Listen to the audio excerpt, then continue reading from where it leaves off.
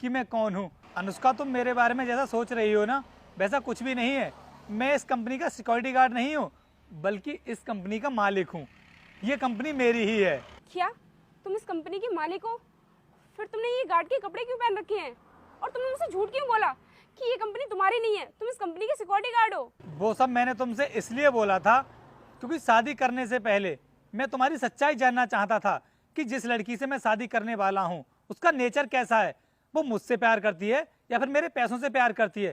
क्योंकि अनुष्का, शादी ना इंसान जिंदगी में एक बार करता है। अगर सही लड़की से शादी हो जाए फिर तो उसकी जिंदगी सफल हो जाती है। इसलिए मैं तुम्हारा लॉयल्टी टेस्ट ले रहा था, लेकिन मेरे इस टेस्ट में ना तुम पूरी तरह से फेल हो चुकी हो।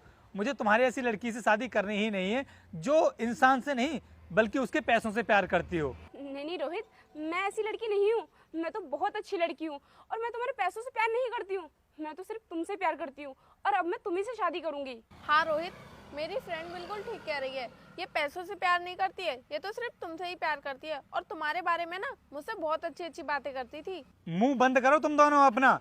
तुमने क्या मुझे बेवकूफ समझ रखा है कि तुम मेरे सामने इस तरह की बातें करोगी तो मैं तुम्हारी बातों पर विश्वास कर लूंगा?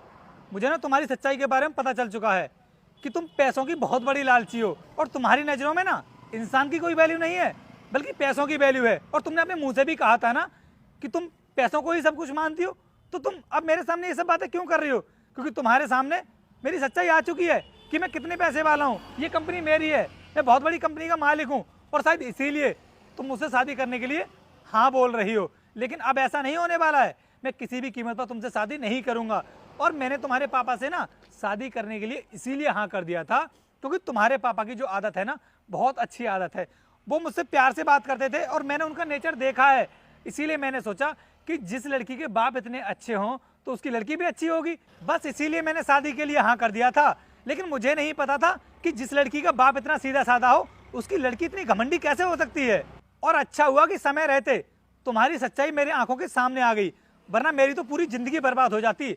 अगर मैं अपना थोड़ा सा दिमाग नहीं चलाता तो मुझे जिंदगी भर पछताना पड़ता। इसलिए आज के बाद मुझे कोई कॉल या मैसेज करने की कोई जरूरत नहीं है। अपने पापा से बोल देना कि वो तुम्हारे लिए ऐसा ही लड़का ढूंढ लें जैसी तुम्हारी सोच है। अब निकलो मेरी कंपनी से बाहर। तो क्या सर, ये वही लड़की थी जिससे आपकी शादी होने वाली थी? हाँ वीर, ये वही लड़की थी। फिर तो सर आपने बहुत अच्छा किया जो इस तरह उसका टेस्ट ले लिया। वीर, जिंदगी में कुछ फैसले ऐसे होते हैं जो जल्दबाजी में नहीं लिए जाते हैं, क्योंकि जल्दबाजी में लिए हुए फैसले अक्सर गलत होते हैं और उनकी वजह से हमारी जिंदगी बर्बाद भी हो जाती है। हाँ सर, बिल्कुल ठीक कहा आपने।